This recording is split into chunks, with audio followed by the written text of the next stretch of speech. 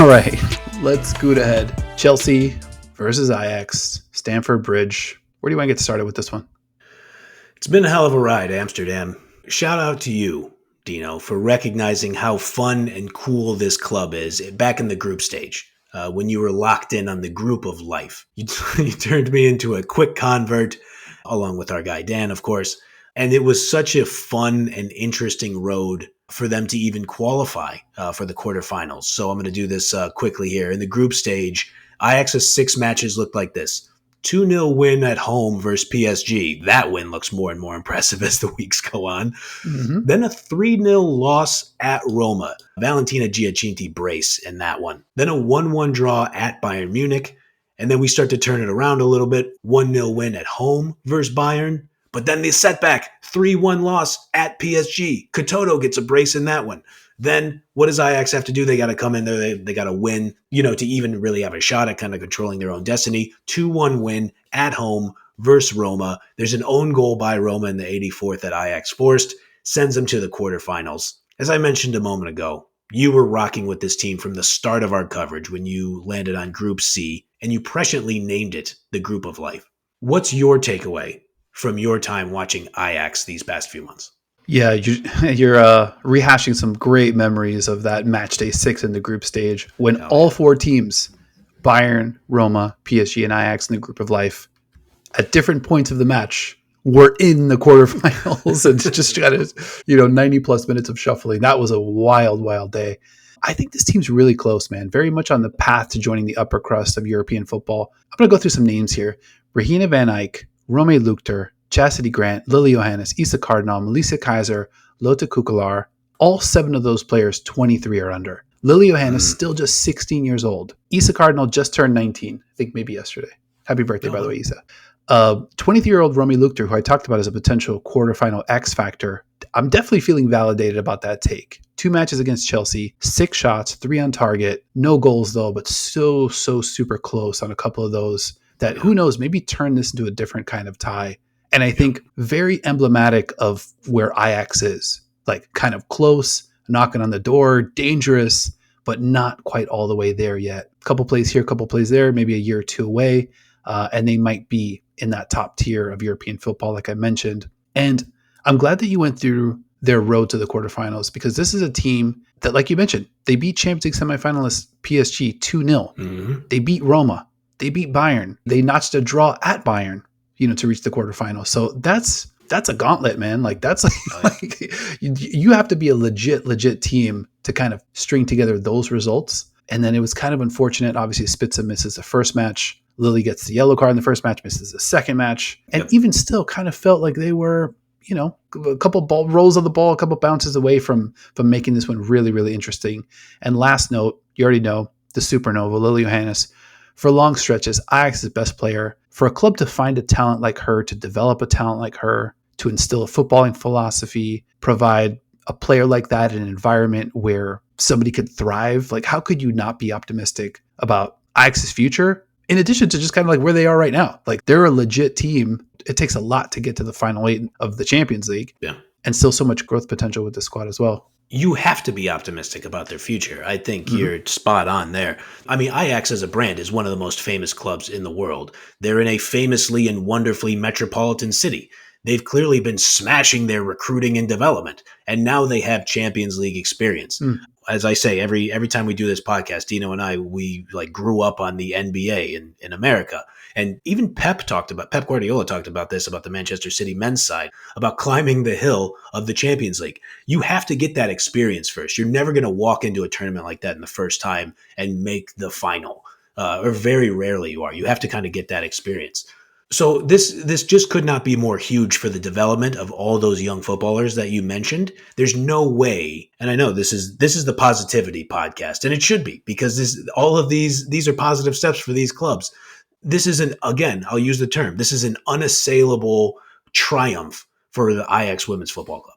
Yeah, 1,000%. They did roll the ball out Stamford Bridge. What'd you see in that match? So Ajax walked into the match knowing they had a monumental task ahead of them.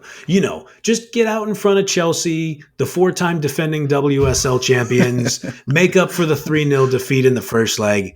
So that was obviously a long shot. But I just want to say, in the second minute, a Swedish goalkeeper, Zashira Musovic, who I have a feeling we're going to discuss a few times in this episode, had a wild giveaway where she basically just passed the ball directly to Chastity Grant, who was clearly caught. Grant was caught off guard by how direct the pass was to her. And I loved the commentary from Chris Sharples, who has a great commentator voice, by the way, has been awesome to listen to throughout this tournament, who just goes, "Goodness me," when Musovic gets the ball to Grant. Nailed it. Grant then gave the ball over to midfielder Nadine Nordum, who crossed the ball in to Jonah van de Velde, but it was slightly overcooked, and van de Velde missed the one-timer, and Chelsea was able to escape the danger. But like you said about these kind of sliding doors, or like if a couple chances go a different way, especially in the first match, obviously, it's harder to make that argument when you're already down 3-0. But I don't know. Things get weird when somebody scores in the first 3 minutes of a match. Oh, yeah. And a couple more really, really interesting chances. Luchter had a great look at goal at the 17th minute, just wide, had Musovic beat for sure. Yep. And then another Musovic, wacky wild play where she gets her ball deflected off Tini Hoekstra. I always like to marvel at when time slows down in these matches, when you're just like, there's nothing anyone can do. You just all are watching the ball as a footballing global community. That ball felt like it took a minute and a half to just miss breaking through for Ajax. Those two chances, once both come and go, now you're like, oh man, now we need like 5 goals to like actually make up this entire deficit. I'm totally with you that like when the second one doesn't trickle in, it's like, okay, Chelsea's luck is looking pretty good in this one. I did think it was very interesting, though, that Musovic had a grin on her face after that happened. But I think you're right. At that point, it looked like it wasn't going to happen for Ajax. Let's fast forward 33rd minute. Aaron Cuthbert wins the ball in the middle of the field. Stop me if you've heard that one before. She then gives the ball to Guro Reiten, who delivers an easy pass to Mayra Ramirez. Ramirez hits it through the legs of Van Eyck. And from there, the dream is over for Ajax. But again, still a triumph to even make it this far. Yeah, totally. This one slammed the door shut on the tie. And it wasn't just the Ramirez goal. Chelsea also started this one with so much firepower on the bench. Yep. Lauren James, Shuka Nuskin, Joanna Canerud, Kat Macario, all available, all ready to enter the chat if needed. Mayra Ramirez, though, props to her. She opens her Champions League account for the Blues. And at this point, pretty much cruise control to the semis for this Chelsea side. Yeah, absolutely. They set themselves up for that in the first leg by getting a 3-0 win in Amsterdam. Couple quick moments in the second half. There was a great exchange between Kaylee DeSanders, who made a perfectly timed slide tackle running along Mayra Ramirez in the penalty area to essentially stop a 1v1 with Van Eyck. Ramirez gets the ball back, though, and then she nutmegs DeSanders to get a little payback. I love that kind of like interchange. That's like straight up and one street ball type stuff. And then I would obviously be remiss if I did not mention that in the 65th minute, DeSanders gets the ball to Tini Hoekstra, who pushes the ball probably 30 or 40 yards, which is a teeny special, her just driving the ball down the field. She takes it about 40 yards, delivers an excellent through ball to Chastity Grant, who manages to outstride Ashley Lawrence, no small task there, and get it past Musovic. 1-1 in the match, 4-1 on aggregate. A nice moment for Ajax. Yeah, well-deserved goal. They definitely deserve one. Hell yeah. Grant definitely deserved one. I thought she was rock solid. Oh yeah. Pretty much the whole Champions League. I don't think we had one negative thing to say about her and her performance. So really glad that she was able to break through in this one. Absolutely. And Musovic, we talked about her earlier. A couple of kind of weird moments for her. Took it in stride. She made a pair of diving saves, one denying Luchter in the 80th minute after Luchter put a great move on Jess Carter to get free, and then another diving save over Lotte Kukelar when she fired on goal in the 88th minute. In both cases, Musovic got up with that same kind of wry smile that she had after the near disasters that she had early in the match. I like that mentality from a goalkeeper. I think you need to be a little... I use this term loosely, but I talk about Ederson for my men's club. You see Mary Earps for Manchester United and for the English national team, who's very famous for just the camera being on her and her screaming, fuck off. You need your goalkeeper to be like 27% unhinged. So I like that from Musovic. I love that. Very data-heavy podcast today. I'm way into it. I want to talk a little bit about the semis. Obviously Chelsea they took care of business in Amsterdam, if we're going to be honest. And I think tough to judge this Chelsea performance just because I don't think we've seen this lineup before. Total hodgepodge. Fran Kirby's in there, no LJ, no and like Canner is like obviously one of those key pieces. It seems like she's always there. New skin who was out of her mind in Amsterdam is just not in the starting lineup in this one.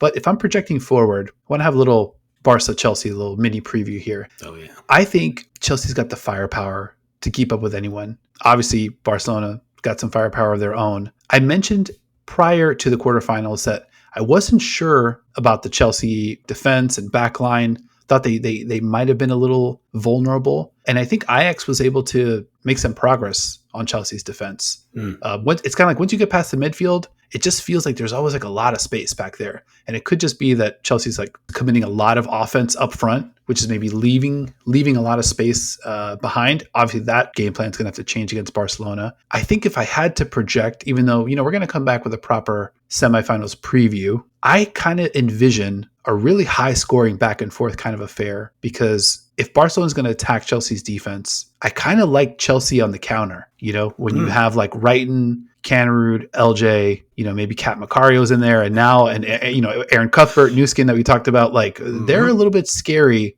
when they got a little bit extra space. And Barcelona likes to commit a lot of personnel forward. So I'm kind of hoping that we see a lot of firepower both directions, high scoring, and I don't know, when you play that kind of tie, those can kind of go either way, although I think Barcelona a slight edge based on what we've seen. Sure, I think that's totally fair. I think a high-scoring semifinal with obviously the edge to Barcelona, I think that seems like the most likely outcome. You talk about getting out on the counter, and then you just rattle off 6 awesome players. I don't even think in that group, I know you mentioned it earlier, you didn't even mention Fran Kirby in that group, and then the fact that the people who can actually help get the counter started could be Khadijah Buchanan or Ashley Lawrence. So, I mean, just stacked to the nines. And I got to say it, the Lioness captain, Millie Bright. Last I heard, so March 7th, Emma Hayes gave a comment, said that Millie was playing some 11 on 11 in training. She wasn't quite ready those few weeks ago to come in off the bench, quote, but she's not far away, end quote. I would say, though, I would be maybe a little hesitant. I would hope that she could get some WSL games under her belt, because I don't think coming back from a layoff of an injury, maybe being thrown up against Barcelona, not a great strategy. I'm guessing Emma Hayes has already considered that, though. Yeah, I think she would definitely be a difference maker here, just because so smart, physical as well. Yeah. And good call on Lawrence. I think it's going to be very telling how we see Ashley Lawrence playing against Barcelona. I think she's sort of like the linchpin with regard to like, okay, are they playing more offensive style? Is she kind of sitting back more? Obviously, she could do both. Yeah, you got to imagine that defensively they might need as much personnel as they can get back there. But ultimately, really excited for this semifinal clash. It's going to be a classic. Coming up, we're going to talk through the other 3 UEFA Women's Champions League quarterfinal matchups: PSG BK Häcken, Lyon Benfica, Barcelona Braun. We're also going to preview the other semifinal matchup, PSG versus Lyon. That one's another absolute banger potential. Cannot wait for that. So you're not going to want to miss any of those. Like if you liked, and subscribe if you enjoyed talking a little Champions League football with your boys. So obviously we've talked about Braun Bergen, number 1 stop on the list. We'll get to London eventually. I know you and I have both been there a few times. Amsterdam for an Ajax match. Safe to say, I think that's the ITC kind of vibes out there in Amsterdam. I like to think that the city of Seattle looks to Amsterdam in several different ways as a bit of an inspiration. So, looking to get out there to catch it. Again, congrats to Amsterdam on an amazing run. Congrats to you, Dan. Shout out to you, my guy. Congrats to Lily. We will see you guys soon as we continue to follow you on the club circuit, and maybe some on the international circuit too. Who knows? We'll see you guys then.